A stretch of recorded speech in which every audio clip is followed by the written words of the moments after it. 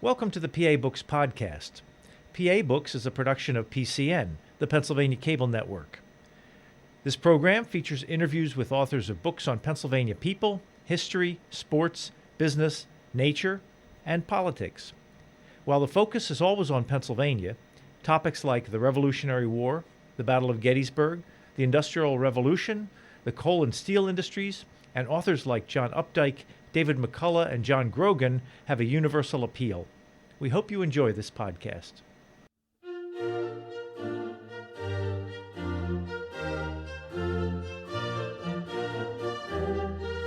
This week on PA Books, the authors of Civil War Voices from York County, Pennsylvania, Scott Mingus and James McClure. Scott Mingus, when people think about the Civil War in Pennsylvania, they immediately think about Gettysburg. If people have already visited Gettysburg, where else should they go? I think there's a number of things in southern Pennsylvania that people can go to. I mean, obviously the National Civil War Museum in Harrisburg is probably the best known on a national level. But there are a lot of smaller Civil War sites scattered throughout southern Pennsylvania that I think might interest people. Certainly in York County, Pennsylvania, there are historical markers for a battle at Hanover. Not much left to see of the battlefield, but the walking tour and the interpretive markers are quite interesting. They help set the Battle of Gettysburg up. There's a new movement to put a battlefield interpretive park on South Mountain near Monterey Pass, so there's a lot of activity in that area. And then certainly in most communities throughout Pennsylvania, there are a number of different historical sites and things that are associated either with the Civil War, the actual Gettysburg Campaign, or from the recruiting efforts from each individual town, most of which have their own historical societies, their own downtown statue at the courthouse, things like that.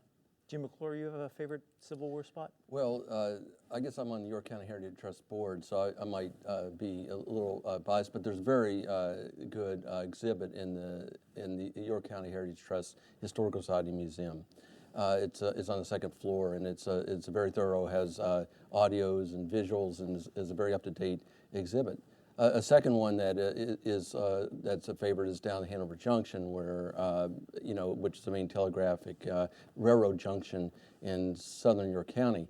There's a museum there that has talks a lot about Abraham Lincoln's visit in 1863. He went through there to get to Gettysburg, to deliver Gettysburg Address. Mm-hmm. Now, the two of you collaborated on this book, Civil War Voices from York County. If someone buys this, what do they get? I think they get several things. First of all, one of the things we tried to do in this book was to collect a lot of the stories from great-grandpa and great-grandma. What happened in southern Pennsylvania, particularly in York and Adams County, with a focus on York County. But we get the story of a border community that was right above the Maryland border. Had strong economic ties to the South, so there was a lot of questioning at times whether people should go to war or not. It was also a culture that was filled with Mennonites and Dunkers and other groups, Anabaptist groups that did not necessarily want to fight. So you had a lot of dichotomy and tension going on in southern Pennsylvania. So the book talks a little bit about that early, tension in the community between, do I join the Army, don't I? Do I support the South, don't I support the South? So we wanted to capture a lot of those kinds of early stories on why did people fight? Why did they join the Army? What were they trying to do? And then certainly go from there into why was this such an important place for Northern military strategists and to try to protect this particular region. This concept was really Scott's idea to begin with, and he observed that the greatest generation, those let's say in their 70s and 80s today, are really the last generation that met Civil War soldiers. And much of that happened in Gettysburg in 1938. A lot of young York Countyans went down there as Boy Scouts to help usher those veterans at the 75th anniversary of Battle of Gettysburg. And they met these, and it's something they've always, they've treasured those experiences. And also, that generation tends to appreciate their history and preserve their history. They're kind of the family conservators. After they pass on, if they don't pass those stories on, they might be lost. And Scott's good idea was, let's get them. So he asked, and we were able to really leverage this by putting notices in the paper. Hey, we're a newspaper, Daily Record, or Daily Record. hey, we're looking for these stories, and we got flooded with them. Right. We did. You know, part of the genesis was my own mother, who, for all the time, I grew up in Southern Ohio, and she would constantly tell me stories of her own great-grandfather, who was a Civil War veteran who fought at Spotsylvania and a number of other battlefields in Northern Virginia. But she remembered as a little girl going to Dover, Ohio, visiting him in his house. He'd fall asleep in his rocking chair and would start shouting long-lost commands to his comrades and things. And he was a 15-year-old drummer from England at the start of the Civil War. He was an English immigrant. And by the end of the war, he was a sergeant. She remembered being terrified of him when she was a little girl, because he'd fall asleep and he'd start screaming and reliving these battles. But it was that kind of connection, you know, because if she hadn't told me that story, we'd never know that particular, you know, little bit of Civil War history. So the idea came to me that, you know, now that I live in York County for the last 10 years, there's got to be similar stories throughout this area in terms of, you know, what do people really pass down? And it's been fascinating because in the book we found not only these kind of oral traditions like that, but we certainly somewhat hit the jackpot with people who came with letters, they came with diaries, they came with journal entries, old newspaper clippings, as well, of course, as the oral tradition. So it's been kind of nice to be able to capture those and then kind of weave the history in between the stories so that people get, as they buy the book, they'll get a little history of the entire Civil War from start to finish, but predominantly told through the idea of the storyteller. We also are both, we like documents too. We like primary sources. And we devoted the last 20% of the book to what we call official voices. Right. There are primary documents that just haven't never been published before. Right. And we wanted to make sure that they were published for a wider audience. And so that was really one of the most fun part of the project is to figure out which of the 10 to choose out of hundreds. Right. And I think the other thing about it is, while this is York County centric, it certainly applies throughout the Pennsylvania viewing area because you know, one of our hopes is that people in other communities will get the same idea and capture their Civil War history in a similar manner. You know, with Pennsylvania having the road show that's going on with the 150th anniversary, with the trailers that are going from county to county throughout the next 3 or 4 years, one of the ideas there is for people to bring their photographs, their diaries, their letters to the PA 150 Roadshow and then share them, which they'll be captured for that. And perhaps at some point the state will issue a book with all that as well. Did your ancestor, your great-great-grandfather, leave any memorabilia? Yeah, actually, there are memorabilia scattered throughout the family, different pieces that they collected. The one unfortunate thing is that I had 6 ancestors fight in the Civil War, and not any of them are known to have left their own written accounts. So unfortunately, I have no diaries or no letters or anything like that anyone in the family knows of. Lots of oral tradition, but nothing in writing.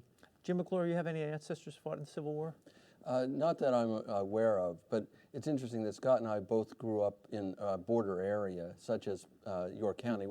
I grew up in northern Kentucky, or right along the Ohio River, and I think Scott did in southern Ohio. So, you know, I grew up in an area that was very knowledgeable about the Civil War, and then of course I ended up here where it's an area that needs to become more knowledgeable. The Civil War has one of the statistics that really Scott exposed me to was that about 10% of those the troops that fought, blue and gray troops that fought in Gettysburg, were in York County before the war.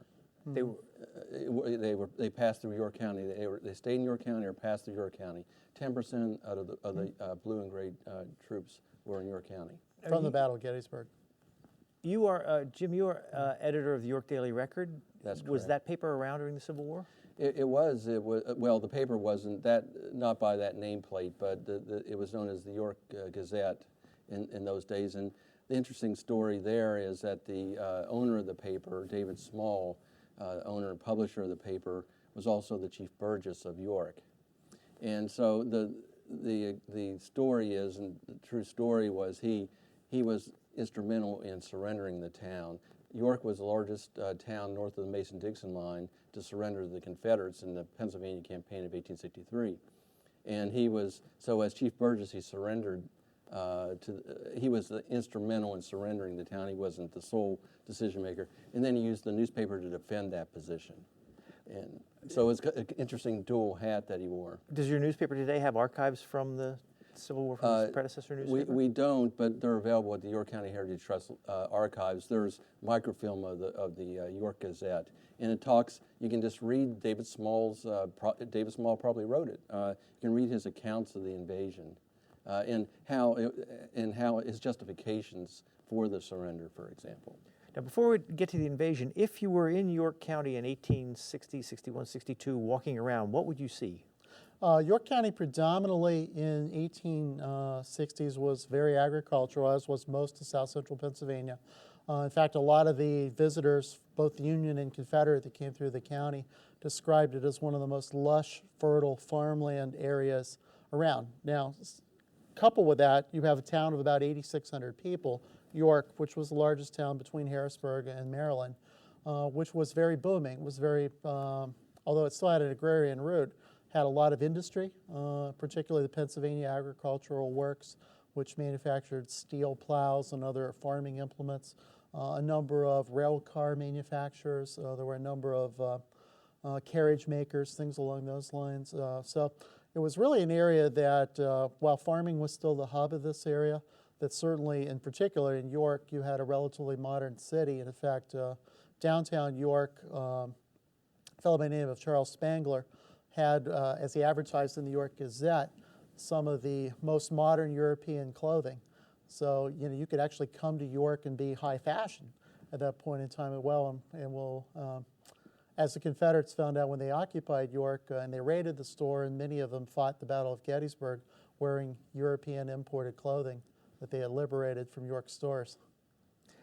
You mentioned that there were people who were kind of not sure what side to come down on. Were there out-and-out Southern sympathizers in York County at the time? One of the thing that you would have found in York before the Confederate invasion of 1863 was a north-south orientation. Now there was connections with Philadelphia, but you had that Susquehanna River between York County and Philadelphia, and plus a longer distance from York County to Philadelphia than you do between York County and Baltimore. And Baltimore was one of the largest, I think it might have been the second largest Confederate or the southern city in during the Civil War. So York had these strong cultural and market ties with Baltimore. So the war was somewhat of a disruption of those institutions.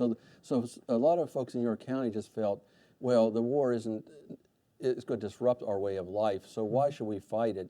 Slavery really is more of a deep South problem. We don't have slaves, haven't had slaves here since, it started, slaves were starting to be emancipated in 1780, so it really wasn't our problem. So why would, and besides that, we were Democrats here by tradition, and the Democrats in those days were constitutionalists, and they didn't want to divide the nation and abrogate the U.S. Constitution. Abraham Lincoln did not do very well at the ballot box. He lost in both the 1860 and 1864 election in York County. Correct. Was there much activity with the Underground Railroad in York County? Certainly there was, obviously a lot of it's anecdotal, but certainly York County played a very important role during the Underground Railroad period. Now, let me give you one example. There was a black merchant in downtown York by the name of William Goodrich, who is known in some accounts or rumored in other accounts to have been very, very active in the Underground Railroad. Among the things that he supposedly did, and it ties into the one book, Flames Beyond Gettysburg, that I've written, the bridge over the Susquehanna River was 1.25 miles long. What Mr. Goodrich would do was when the escaped slaves came into southern York County, they would make their way via the conductor system to downtown York. Mr. Goodrich may or may not have hidden them in a store or in his house, depending on which accounts. But one thing that he did do was usher them somehow or another to the railroad station, and he would put them in hollowed out bottoms of railroad cars that his company manufactured, and they would then be taken by locomotive eastward to Wrightsville. At Wrightsville, the cars with their cargo hidden of escaped slaves and their families would then be disconnected from the train engines, would be towed by mule through this, again, 1.25 mile long wooden covered bridge to Lancaster County, where Quakers and other religious groups and other interested parties would pick up the slaves then in Lancaster and would escort them through the network and eventually, hopefully, to Canada or to upstate New York. So the Underground Railroad actually sometimes involved railroads? Yeah, it was, ironically, it's one of the few cases that we know of, at least in southern Pennsylvania, where indeed the railroad was one of the means of escape. The Underground Railroad is a fascinating topic in York County and I think everywhere. Interestingly, they didn't advertise the stations for obvious reasons, so it's really hard to document what was part of the Underground Railroad and what wasn't. There's 2 certified sites. You can become certified through the federal government, and there's 2 certified sites in York County. One of them is the Goodrich House that Scott mentioned. Another one is the Willis House. The Willis House was owned by, at least early on, by a Quaker. And the Quakers, Society of Friends, were very instrumental as far as known in York County, especially along the northern tier when it comes to the Underground Railroad. Although, as I mentioned, the only 2 sites that are certified are in the York area. There's an interesting story about Osborne Perry Anderson, who was involved in the John Brown raid at Harper's Ferry.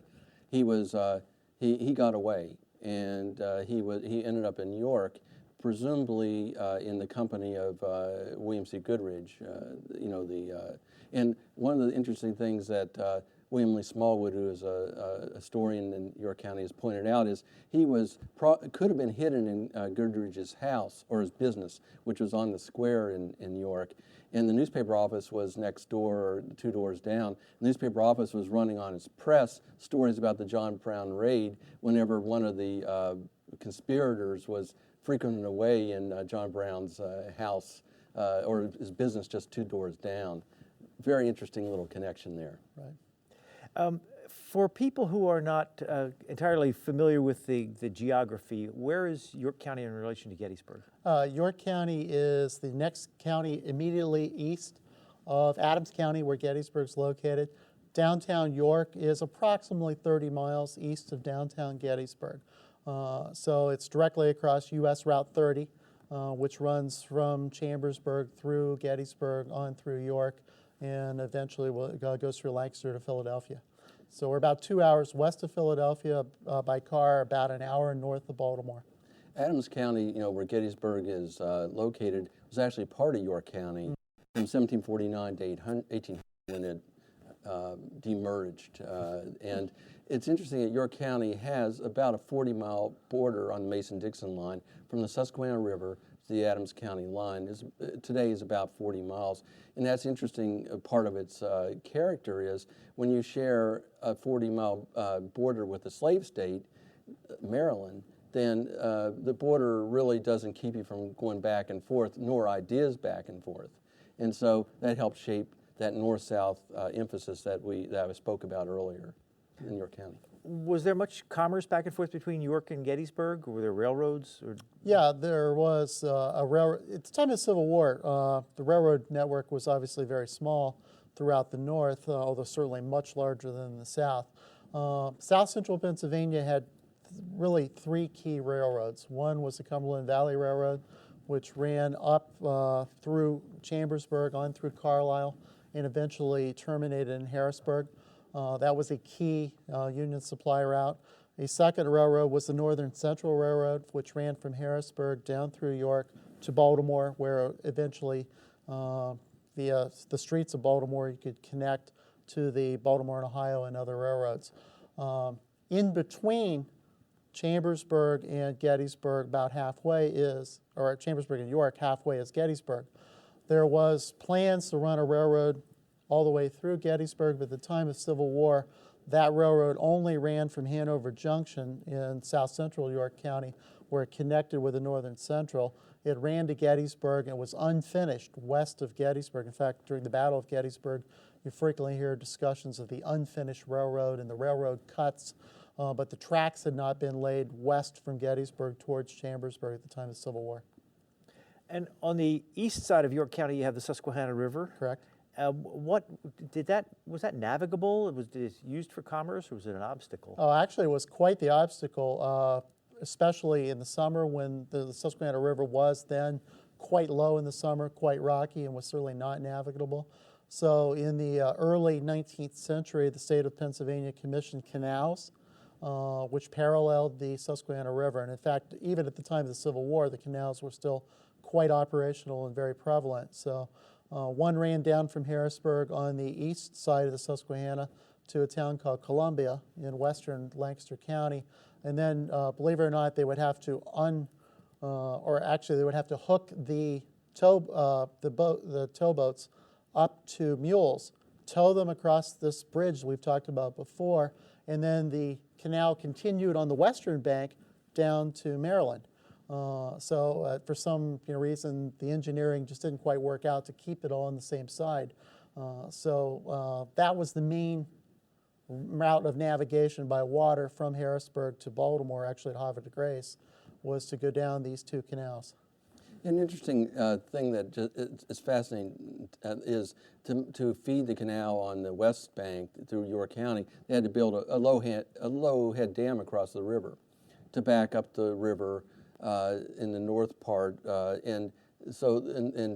therefore to feed the canals. Now that low head dam was there when the Confederates invaded York County in June 1863, and they started, after the bridge was burned, they burned the bridge to keep the Confederates from going across. I'm sure we'll talk about that in a few minutes. And the Confederates tried to go across the Lowhead Dam as a bridge, but they found that they were too exposed to Union fire from Columbia on the east bank. That dam, by the way, stopped the shad migration north. It was built in about 1840, and it kept the shads from shad fishery, just destroyed the shad fishery. The shad would go up the river and go to the tributaries and spawn and then go back down. But that was really the first dam on the river that now, as we know, there's been several other dams built, hydroelectric dams built, hydropower dams built subsequent to that. But that was the first dam in 1840. Okay. So was York County, one of you said that 10% of the troops in the war passed through York County. Was it just happened to be there on the main thoroughfare on the way to Gettysburg, or was there some strategic reason? Gettysburg wasn't the strategic reason. The reason was, of course, that the railroad ran to Baltimore. From Baltimore, you could march troops through the streets of Baltimore to Camden Yards, where the baseball stadium is today. And then from there, you could take them to Washington, D.C. So most of the troops that ended up in the Army of the Potomac, the main army defending Washington early in the war, and of course the major field army in the East throughout the war, a very large chunk, if you will, of the regiments from around the North that ended up in Washington's defenses came through York County, and it was strictly because the Northern Central directed them that way. When did Confederate soldiers start showing their faces? Good question. The first, let's step back. In Stonewall Jackson, very early in the Civil War in 1862, first drafted the idea of invading Pennsylvania. His quote was, if you give me, I believe it was 36,000 men, I'll take the war to the banks of the Susquehanna, and in effect I'll end the war. Told a Confederate congressman that. So in September of 1862, Jackson and Robert E. Lee, as immediate supervisor or commander, formulated a plan to invade southern Pennsylvania. They never got to Pennsylvania. They came within 10 miles of it. They were stopped, of course, at what became the Battle of Antietam. But that idea continued to percolate, and in October of '62, Jeb Stuart's cavalry invaded Adams County. And we don't know, all of his intentions. He certainly never came to York County. But throughout the winter of 1862-63, the idea of coming to Harrisburg and then, making York a secondary target continued to percolate throughout the Southern High Command. So the first Confederates to actually invade York County occurred in the third week of June, 1863, on Saturday, June 27th, 1863, with about a little less than 6,000 Confederate infantry from a fellow by the name of from Lynchburg, Virginia, by the name of Jubal Early. Were there Union soldiers there to meet them? Jim? Well, that was part of the interesting part of the story is that there weren't. Partly because of the politics in York County, and partly because many of the Union soldiers that had been raised in the county were elsewhere. They were down with the Army, the Union Army, the main Union Army. There was very few militia and very few home guard, very few left to take on the Confederates. So the Confederates really faced little opposition. Jubal Early, in particular's division coming across York County, he was heading to the bridge, the Wrightsville Bridge. There's different accounts as to what and I think his plans changed as he came across York County and found very little opposition. But his idea was to secure the bridge, go across the bridge. At least eventually his idea was to secure the bridge, go across the bridge, and go up to Harrisburg on the back side. And then another division of Ewell's Corps was up in the Camp Hill area, in the Mechanicsburg area. They were fronting Harrisburg, and the idea was to pinch Harrisburg from the front and the back. That's the way it developed. The bridge was burned, so the Jubal Early's forces couldn't get across. The Susquehanna River Bridge, they couldn't get across, and so that plan was foiled. Right. But what the practical thing that happened was, because York was so undefended, the town's fathers met and said, okay, how are we going to mitigate damage to the town if they come in and figure they're going to burn our town? Right. Well, let's go out and meet them and cut a business deal with them. Right. Let's surrender to them. Yeah. Stepping back, York had emergency militia that was guarding the general area. When the Confederates first started coming into southern Pennsylvania on June 13th, the 1st Cavalry appeared in Franklin County. Governor Andrew Curtin, a Republican governor of the county, called for 50,000 Pennsylvanians to rise up and join the army. People didn't know if he meant for the rest of the war, until we drove the Confederates off of sacred Pennsylvania soil. Why exactly do we need to join the army? Plus, it was summer harvest. And a lot of people were like, we're certainly not going to leave our harvest or leave our farms. And if the rebels are coming here, why do I want to leave my family undefended? So we only got about 7,000 volunteers from throughout the state to join these emergency militia units. They got 3 days of training, got shiny new guns, new backpacks, new uniforms, new shoes, and they sent 1,000 of these guys to York County. The 20th Pennsylvania Volunteer Militia tried to guard the Northern Central Railroad, this key supply route from Harrisburg down to Baltimore.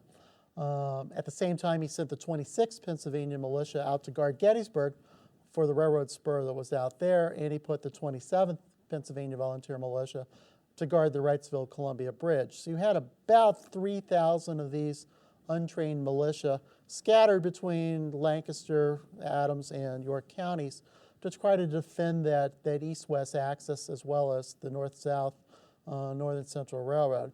On June 26, 1863, Jubal Early's Confederates fought what most people don't realize, the first Battle of Gettysburg, fighting the militia, this 26th Pennsylvania Volunteer Militia.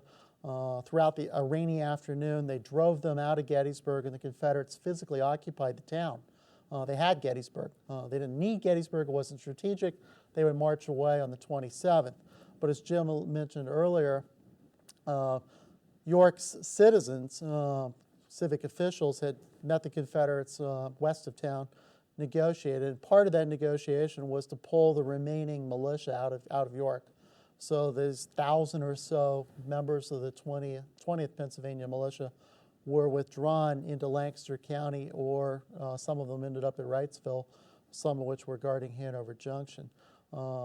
York also had a U.S. Army hospital at the time, but all the soldiers and the patients and their guards, with just a very few exceptions of people who were too sick to travel, were taken to Lancaster County as well. So the military presence, what little there was, had 3 days of training, and even if they had tried to defend York, probably wouldn't have happened, because their lack of success at Gettysburg drew the amusement of the Confederate Army. Many accounts, which I talk about in Flames Beyond Gettysburg, how even General Early said, I'm going to send my men in to be amused by the local militia. Yeah, the thing that you have to put yourself in the place of the people of York County at the time. It was largely undefended, but the people coming at them, the soldiers coming at them, were some of them were Stonewall Jackson's former men. He was dead at that time, but these were men that he had trained, that served under him, and officers that served under him. And it was equivalent of terrorists coming to York County today, or to a rural county today. You had a town that probably only had 6,000, York had only had 6,000 people left in it, if that. You had a force of 6,000 men coming at you, seasoned killers. And they were menacing, and people were terrified, and they didn't know what the intentions of the Confederates were, and it was a time of great, just untold trauma, really. So what was the purpose of the Confederacy? What was their goal in getting York to surrender? Yeah, let me step back. Again, Jackson's original goal was to go to Harrisburg, which Lee, of course, picked up. Jackson, as Jim mentioned, was dead following the Battle of Chancellorsville after being shot by his own men. But Lee had several objectives, one of which was to collect supplies. His army had been fighting in northern Virginia for 18 months or so. Union Army, of course, was there as well, so the farmers of Virginia couldn't feed the populace, let alone two armies. Southern Pennsylvania and Northern Maryland offered fresh food supply. So one of his many reasons to come to this area, of course, was to collect supplies, food, horses, provisions, which he did successfully. And in that regard, the campaign was a smashing success because he was able to feed his army for many, many months based on what he took out of Pennsylvania. A second key goal, of course, was taking Harrisburg. If you could take Harrisburg, that was the capital of the second most populous state in the North, and it might put political pressure on, President Lincoln. There was a peace movement already growing, Southern Ohio in particular. A congressman by the name of Clement Landingham had many followers in what was called the Peace Democrat Party, or Copperheads as they came to be known. So there was a feeling in the Confederacy that if we came into southern Pennsylvania, perhaps this Copperhead sentiment would rise up, and again, you could put pressure on Lincoln to sue for peace. And there was a lot of view of that. And one thing I alluded to earlier, another of Lee's goal was to break apart those railroads, because they were vital to the Union supply lines, Union communication routes, things along those lines. So there were many, many goals to come in there. Now, why York County specifically? If the target is Harrisburg, York County certainly has an immediate access. Cut east from Gettysburg, come across what's today U.S. Route 30 or 462, the Lincoln Highway, grab that bridge, as Jim alluded to earlier, and follow the Pennsylvania Railroad, wrecking it up through Marietta on the eastern bank of the Susquehanna. So it became an easy way to take Harrisburg from its undefended rear, because all the fortifications and the other 4,000 Pennsylvania militia we haven't talked about yet are all sitting up at Harrisburg in the Lemoyne area, Camp Hill, Mechanicsburg type region to defend the railroad bridges that existed there. One other key comment I'll make is we keep alluding to this bridge at Wrightsville. It's the only way to cross the Susquehanna River from Harrisburg to Maryland. It's been raining all spring.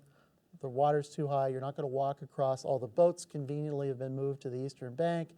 And so the only way for Jubal Early and his 6,000 Confederates to cross into Lancaster is to go get that bridge. And of course, the people of York County didn't know what the intentions were of these invaders. They thought that they would destroy their farms, and in fact, in many ways they did. They were under orders from Lee not to do that, but they kind of met the letter of the law. But maybe not the spirit. They didn't destroy things; they just stole a lot of things. And when they stole things, they gave worthless Confederate money, and they'll say that'll be worth something after we win the war. So, and you think, well, maybe they stole horses, and what a big deal that is. This was harvest time, coming up in harvest time. Those horses were vital, to feed families, to feed York Counties, to feed many other people. So that they stole, it's hard to come up with a count, but more than 1,000 horses during the time that the Confederates were in York County. Yeah, and some of the stories we talk about in the book are some of the tales of how people were trying to protect their livestock. They're trying to protect their horses. We talk about different activities where some farmers would hobble their horses deliberately by tying very strong binding twine around the horse's legs, and then release them in the fields, and the Confederates would show up and they'd look, and the horse would be limping off in the distance, and so they'd leave it alone. Farmer would go out with scissors and then shear the twine, and after massaging the horse's leg to restore the circulation, suddenly his horse was good again. So those are the kinds of things that we were interested in, and how did people actually, what did great-grandma tell you she did to protect, the hens and the chickens and things like that. Families would bury valuables in the backyard. There's one case in New York where they put a smallpox sign on a house to discourage the invaders from intruding. There's another case where there's a funeral home or a funeral parlor where they hid valuables in caskets and in coffins. But one story that is interesting, where they would hide horses and cattle in houses, in basements. And there's one story where they had one of their youngsters somewhere in the county run on the front porch a wagon or something to make so much noise that you couldn't hear about the cattle frequented or hidden in the basement of the houses. You also write a story about a girl who didn't want her horse stolen, so she played Dixie on the piano for the soldiers. Exactly. Yeah, they did. Those. There's another case where they covered a horse with manure to make the horse look sick. And of course, the other side of this is these Confederates were very wise. They were farm boys. They knew whether a horse had been hobbled or not. They knew whether a horse was sick or not. And so in many cases, these conventions didn't work. Yeah, we know of at least 1,100 horses in York County alone that the Confederate Army secured. Now, one thing that's interesting that our readers might be fascinated by is, as the Confederates came into Adams and York County in the mid-June 1863, they started seeing farmers making strange gestures along the side of the road. They would make hand gestures that none of the none of the soldiers had ever seen before. And as they got closer, they would find that these farmers would have yellow pieces of paper, and that they would, many of which didn't speak English, but some of the words of English they knew were peace, peace, peace. And the Confederates were kind of incredulous about what's going on here. Why are these farmers acting so strange? Most of which they'd never seen a Pennsylvania Dutchman before in their life. So they were very, very curious about it. And Jubal Early, in fact, Major General Jubal Early called it a great mystery as to why these civilians were making these strange hand gestures. Well, it didn't take very long for the Confederates to finally figure out what was going on. They noticed a correlation fairly early on. If a farmer's standing out in front of his barn, gesticulating with his hands and waving this yellow piece of paper in the air, that's where you wanted to go, because that farm still had all of its horses, all the hams were still inside the smokehouse, everything was still in the spring house, the chickens were still there. I mean, it was a treasure trove of supplies, forage, food. Eventually, the Confederates found out what was happening. Turned out that there was a group of con men from New York City that had come down into Adams and York County. And one Confederate, Captain William Seymour, says they numbered in the thousands of farmers that they saw making these hand gestures throughout the two-county area. But for $1, these men from New York City would sell you this membership card to a society called the Knights of the Golden Circle. This was the yellow piece of paper. And that was allegedly a Confederate sympathy group, Copperhead organization, that if you joined this group for the $1, they teach you the membership signs, these secret hand signals that would identify that you were a member of this group, like the Mason's secret signs, that kind of idea. But it was a scam? It was a total scam. All these guys from New York City wanted were the dollars, and they ended up with thousands of dollars. And literally took the last train out of York, and they were still selling these things even as the Confederates were rolling into western York County. Jubal Early finally, in his memoirs, wrote, "The purchasers of these mysteries have been badly sold." Yeah, the Confederates also were under orders, of course, not to destroy property, but some of the commanders said, okay, you can, for your campfires, you can take the top rail. Of fences. And so there'd be one unit or one squad that would take a rail. And so the next one came along and took the next rail. And when they confronted about it, they said, well, I'm just taking the top rail. So pretty soon all the fences were bare of the rails because each squad was taking the top rail. That's the way they did it. Was there any resistance from the farmers? Anybody say, Yeah, you're not going to take my Yeah, thing there actually was. In a little town in western York County, a place called Big Mount, there was a farmer that did not take kindly to a Louisiana soldier who came into his farmyard. We don't know all the details, but the presumption is that this Confederate was looking for food or supplies or horses, the usual thing. The records of the 8th Louisiana, in another book that I wrote, talk about a fellow named Charles Brown who was, quote unquote, murdered by the citizens of York County. So somewhere near Big Mountain on an unnamed farm, they shot this Confederate to death, buried him on the farm, and he may still be there. We have no records he was ever dug up. In Adams County, there are a lot of stories, all of which have some basis in fact, of bushwhackers, particularly in South Mountain as they were coming across what's today Route 30. A number of different instances of Confederates being bushwhacked as they came into the area. And we have found accounts, uncorroborated accounts, from some Confederates that claim that stragglers were being lynched as they came through the area, but we've never found verification that indeed anybody was actually strung up and hung in York County. It did happen in other areas. As a rule of thumb, the able-bodied men, many of the able-bodied men were away at war, and others that were left had skedaddled or moved east across the river to safety. So what, not entirely, but what largely was left were women and children manning the farms. Many of the livestock, much of the cattle had been were up in the hills, were hidden up there or moved across the river. So York County had kind of moved east, except for a lot of women and children. So when the mayor surrendered the town of York to the Confederates, what happened? Did the Confederate troops move in and set up shop? Yeah, just fairly quick story. A young York industrialist who owned this Pennsylvania Agricultural Works was well acquainted with several Confederate generals, having been a roommate in Alexandria, Virginia before the war with Robert E. Lee's nephew. He got the bright idea that back in 1862, during the Antietam campaign, he had jumped on a horse, ridden down to Maryland, found his old college buddy and said, look, if you're going to come to Pennsylvania, spare my factory, spare the women and children of York. Well, in his mind that worked, because obviously nobody came to York County in 1862. 1863, now the Confederates are coming along today's Route 30, the turnpike from Gettysburg. This young industrialist named A.B. Farker jumps in his carriage this time, rides west, finds the first Confederates he could find, a fellow by the name of John Gordon, Brigadier General from Georgia, and starts the same spiel. Like if you're coming to York, spare the women and children, spare my factory. And Gordon pretty much summarily cuts him off and says, look, we're going to do what we want to do, in effect. Here's our terms. We better not find any Yankees in the town, no defenders when we come in tomorrow morning. And oh, by the way, if we find Yankees, we're going to hang you.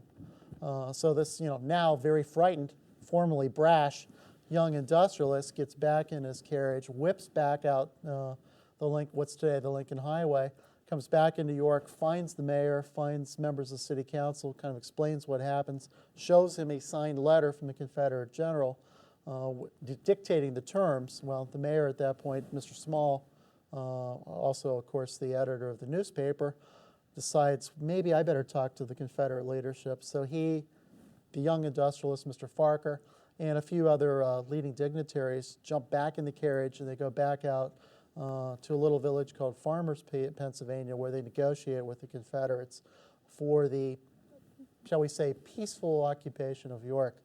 Some people use the term surrender, other people use the term non-resistance, but bottom line is they abandon the town. So on Sunday morning, June 28th, Joe Borley will lead his division into downtown York, bands playing, flags flying, and in some cases, some of York's citizens celebrating the Confederate arrival by waving handkerchiefs, asking for buttons from the soldiers.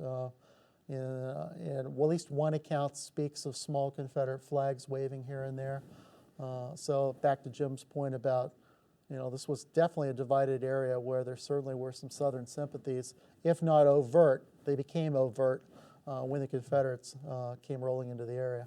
Yeah, in any war, there's a saying that that people are divided into thirds. A third, in this case, a third are pro-Union, a third are pro-Confederate, and a third are whichever army is closest to you at a time. That's who you favor. Sure. There was a lot of tears whenever the Confederates came in too, and a lot Sure. of apprehension. the Confederates came in, Juba Early came in and said, oh, this was pretty easy. Maybe I'll extort, he didn't say it that way, maybe I'll requisition. He really extorted, I'll burn your town unless you give me $100,000 and a bunch of supplies and food and shoes and hats. And so that was really just insult to injury at that point. The town did come through with everything except the money. Interesting, about 20 years later, Juba Early was still telling New Yorkers, you owe me the rest of the money, good-natured. By that time, York counties didn't have much, didn't see the humor in it. Right, yeah, in fact, he actually wrote a letter to a York, leading York historian and leading citizen by the name of George Pearl, in which he, in effect, tongue-in-cheek, says, if you don't pay me the rest of my money, he collected $28,610 out of the $100,000 that he wanted. So if you don't give me the rest of the money, I'm going to turn you into a collection agency.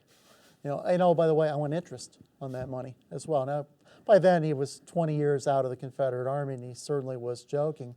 But he said it so often that there must have been a ring of truth, because we know of at least 9 or 10 separate occasions that he makes that wisecrack about York still owing him money. When was the occupation of York with regard to the burning of Chambersburg? Was it a similar time? No, the occupation of York happened in the summer of 1863 during the Gettysburg Campaign. Juba Early, of course, threatened to burn York down, burned a lot of bridges and railroad property, things like that. But it wasn't until a year later, in fact, almost exactly a year later, in July of 1864, that Early sends his cavalry back into Franklin County, and they will burn Chambersburg in July of '64 in retaliation, according to General Early, for degradations and depredations that his troops, or Union troops, had did to the Shenandoah Valley. So it's about a year apart. Did the Union Army know that the Confederate troops were moving where they were? Did they have spies? How was reconnaissance? Well, that's a good question, because Jeb Stuart, their cavalry, the Confederate cavalry general, was the main spy, was the main scout for Robert E. Lee, and he had become separated from Lee's main army, and he was coming up through Maryland and was trying to find Lee, and he gained. This was a couple days after the Confederates were in York, on the day before the Battle of Gettysburg began, and Stuart still couldn't find Lee, so he's going through Hanover, and he ran into the back of a long column of Yankee horsemen, and that tied him up for. It's called the Battle of Hanover. The battle took place there. 300 casualties in Hanover, Pennsylvania. It's often just a little town. 300 casualties. That forced Stuart to even go further around to try to find Lee. Never really found him. Lee found Stuart up in Carlisle, or in the Carlisle area, so Stuart was really detained in York County at a very crucial time when Robert E. Lee needed information. The Battle of Hanover was accidental? Yeah. The Confederates knew the Yankee cavalry was in the Littlestown area, didn't really know they were in Hanover, and the Yankees certainly didn't know Jeb Stuart was anywhere to that. I mean, their focus was on Juba Early's infantry, which that morning, June 30th, was marching west towards Gettysburg. But no, they didn't really know Jeb Stuart was in that area. Now, part of which goes back again to communications, because the Confederates have been in southern Pennsylvania for almost a week in parts of southern Pennsylvania, starting on June 22nd. Communication lines were down. A lot of the newspapers weren't operating. The telegraph lines have been ripped down by Confederate cavalry. So the exact whereabouts of the Confederates really wasn't evident. They kind of knew where they were. Not only not evident to the Union, but even to Jeb Stuart. So nobody truly knows where Juba Early's men are. Nobody truly knows where Jeb Stuart is at that point in time. Now, if I step back, one of the things you asked about was spies. The Confederates have been planning on coming into southern Pennsylvania for obviously months and months and months. Throughout the winter of 1862-63, they actually do have a network of underground intelligence agents that they'd established in the north that were indeed active in Adams, York, Lancaster, Dauphin, Franklin, Fulton counties, and some of these spies were quite prevalent. In fact, there's one story of a one-armed Bible salesman that runs around southern Pennsylvania that is telling people, you want to buy a Bible. By the way, where are the military bases in this area? Where are the leading citizens? Where's this road go to? How many farms are down this road? And it turns out this one, and he tells them, when I come back in the summer with my friends, I'll bring your Bibles. It turns out that he and a couple young assistants with him are supposedly Confederate map makers. We do know the Confederates end up in March of 1863 with one of the finest maps ever drawn of south central Pennsylvania. A fellow by the name of Jedediah Hotchkiss, who's a well-known Civil War cartographer, ends up drawing this map from the assistants. Well, according to local York County lore, this one-armed Bible salesman does show up as a Confederate major during Joe Worley's occupation of York, and is alleged to say, "See, here are my friends, all 6,000 of them." Scott, before we run out of time, now we talked about the book that the two of you collaborated on, Civil War Voices from York County, and we didn't really talk about your book, Flames Beyond Gettysburg. What can you say that would make people want to go out and buy it? Actually, we did talk about them because they're somewhat interchangeable. Flames Beyond Gettysburg is the history of Jube Worley's occupation of York. It's a story of the first battle of Gettysburg, how Pennsylvania forms the militia, tries to defend itself. We talk a lot about the drive to get to the bridge, how it's being defended. So the two books are actually quite interchangeable. The Flames Beyond Gettysburg being more of the hardcore history of what was happening, and then Civil War Voices being the civilian reaction to what was happening and a lot of the human interest anecdotes and things, as well as the beginning of the Civil War and the end of the Civil War. So the Civil War Voices book contains a lot of augmented material, if you will, that accentuates Flames Beyond Gettysburg. But it's hard not to talk about the two books somewhat interchangeably because they tell somewhat the same story.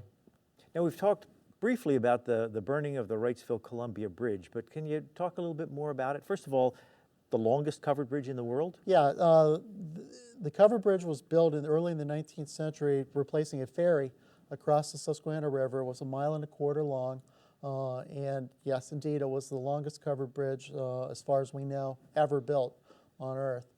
Bridge was knocked down in the early part of the 19th century by natural elements, floods and ice flows in the river.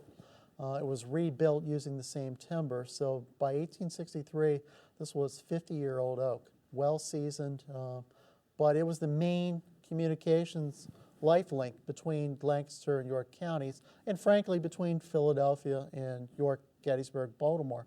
Were there railroad lines on it? Yeah, the bridge contained railroad tracks. It had, as I mentioned earlier, the canal boats, and it had passenger routes. So it was basically all three forms of transportation, and it was a toll bridge. So as the farmers of York County are taking their crops or their livestock and their horses and their families into Lancaster, they're paying money for the privilege of escaping from the Confederates.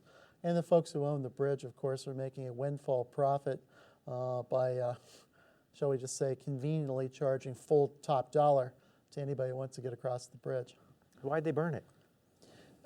Well, they wanted to try to keep the Union militia, Union Army wanted to try to keep the Confederates from going across, obviously, and gaining a toehold on the East Bank. There's an interesting story about that, though. At first they tried to mine one of the spans, undermine it, blow it up, and that just takes one span, and that would keep the Confederates from going across. So they hired some carpenters to do that. And one of the interesting things is that, and Scott brings this out in his book. In fact, that's the first published notice of it. One of the people assigned to set the fuses for the mines was sitting on the bridge smoking a cigar, so he could light the fuse, was a black man by the name of Jacob Miller. So you think about that image for a second. You have a solitary black man smoking a cigar, and rushing at him was a Confederate brigade, John B. Gordon's brigade, fighting under, who had Stonewall Jackson, all these great generals, these men coming right at him. There he is, coolly smoking a cigar. Is this image of a black man taking on a whole Confederate brigade. They blew up the span, but it didn't drop into the water. So there were still the substructures in place that the Confederates still could have got across. So there was a retreat of some distance. They they had some flammables there as a backup. They lit those flammables and the bridge caught on fire. Yeah, a mile and a quarter long wind tunnel, because the wind shifted. And one of the fascinating stories we talk about in Flames Beyond Gettysburg is the town of Wrightsville catches on fire. And the Confederates, believe it or not, form a bucket brigade, and they start dipping water out of the canal, out of the western facing canal, Susquehanna and Tidewater, and they will carry the buckets of water, pass them hand over hand to soldiers who will douse the roofs of the buildings of Wrightsville, and they'll save the vast majority of the town. The irony of that is these were the same Confederates who, in some cases, knew their own houses had been destroyed by Union soldiers less than a month before. And yet they're collaborating to save most of Wrightsville, Pennsylvania. If you go to the site of where the Wrightsville Bridge was today, what do you see? The piers, the old piers, stone piers of the bridge are still in the water today, covered with shrubbery and trees and things like that. But certainly they're still there. The bridge itself's been relocated over the years. Now there's a modern Route 30 bridge between Lancaster and York County. But if you look to the south, if you're crossing on Route 30 towards the 1920s vintage Wrightsville Columbia Bridge, you'll see the piers of the old bridge still sitting there. And they have reenactments on occasion where, the heritage groups along the river, where they'll have grills on top of each of those piers, and they'll light them charcoal and with wood, and they'll light them, and they reenacted the burning of the bridge that way. You look at them, and all across the river, these grills are lit up. Yeah. If you walk through downtown York, are there many buildings that you'll walk past that were there when the Confederate troops came through? I'm going to try to answer that in this way. There are many buildings, yes, that are still there. York had a very successful run in the Revolutionary War. The Continental Congress came there and adopted the Articles of Confederation there. Very proud moment in York's history. And in World War II is another a great moment. York's businesses or the industries came together and formed the York Plan, a time where a collaboration where it became internationally known about this cooperation to take on the Germans and the Axis. But the Civil War, because of this surrender, has kind of taken a back seat. It goes to show how history really does shape a town. The surrender of York is not a great moment. It's not a moment that shows courage. You can do a lot with that. You can interpret that a lot of different ways. But it wasn't seen as a courageous moment. It still wasn't seen as a courageous moment. So it was kind of lost between those two other great wars. And it's only been in the last 10 years that people have started writing about this. Scott's book, the Flames book, is the best of those 12 books that talks about the Civil War and York County's involvement. Well, we are out of time. We've been speaking with Jim McClure. He is co-author of this book, Civil War Voices from York County, and his co-author, Scott Mingus, who also wrote this book, Flames Beyond Gettysburg. Thank you very much. Thank you. Thank you. You've been listening to a podcast of PA Books, a production of PCN, the Pennsylvania Cable Network. We'd like to hear from you. Our email address is pabooks@pcntv.com. Like us on Facebook to learn more about PA Books.